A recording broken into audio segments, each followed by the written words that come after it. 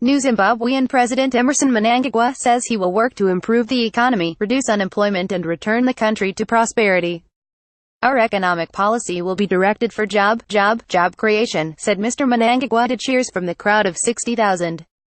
Zimbabwe is currently plagued with an unemployment rate estimated to be 80%. We must work together. You, me, all of us who make up this nation, he said. He urged the millions of Zimbabweans who have left the country to return to help rebuild the economy. I must hit the ground running, said Mr Mnangagwa, emphasizing that Zimbabwe's economic problems must be addressed immediately. Zimbabwe's land redistribution, which saw land seized from white farmers and given to black Zimbabweans, will not be reversed, he said.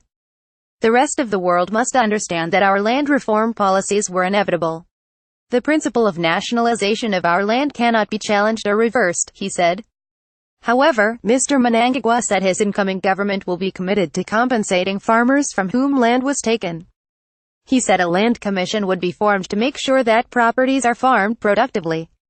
All foreign investment will be safe in Zimbabwe, said Mr Mnangagwa, addressing fears following moves by former leader Robert Mugabe to nationalize the country's lucrative resources such as diamonds, platinum, gold and chrome. Mr Mnangagwa also said he will tackle corruption that has grown in Zimbabwe. He said elections will be held next year and said he will work to change Zimbabwe's political climate, which he characterized as poisonous, rancorous and polarized. Mr Mnangagwa opened his speech by praising outgoing President Mr Mugabe, who resigned on Tuesday, for his role in ending white minority-ruled Rhodesia. Mr Mugabe should be lauded and celebrated for his historic role, he said.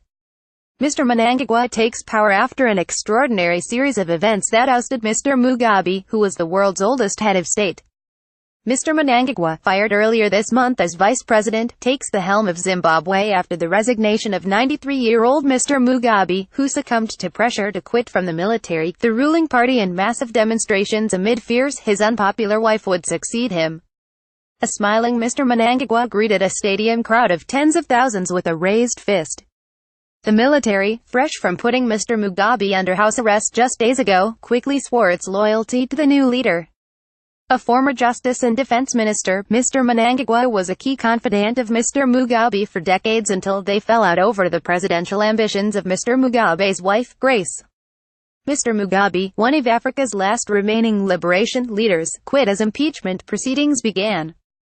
In the end, he was isolated and showing few of the political skills that kept him in power for 37 years and made him a prominent but polarizing figure on the world stage.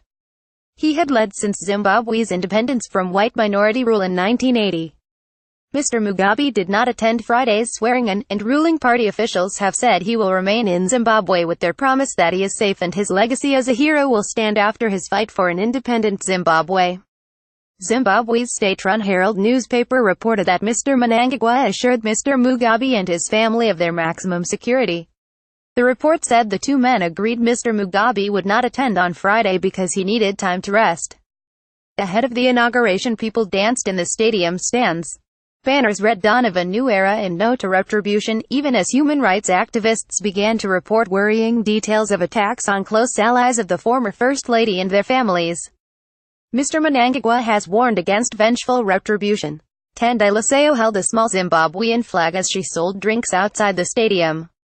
She said she would welcome a fresh start, saying life now is impossible.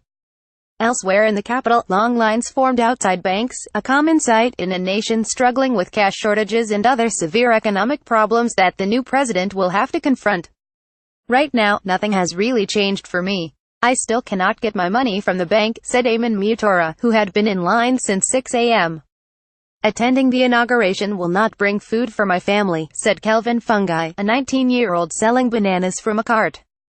Many young people are well educated but jobless, reduced to street vending to survive. Others have left the country. Elsewhere, there were signs of hope amid the uncertainty. Black market rates for cash have tumbled since Mr Mugabe left office. Before he stepped down, one had to deposit $170 into a black market dealer's bank account to get $100 cash. On Friday, $100 cash was selling for between $140 and $150. As the inauguration crowd led by Sharon Samariwa sat on a ledge. She said she hoped Mr Mnangagwa would learn from the errors of his predecessor, and she acknowledged that the path ahead for Zimbabwe is unknown. Still, after 37 years, we've got someone different, she said. APNs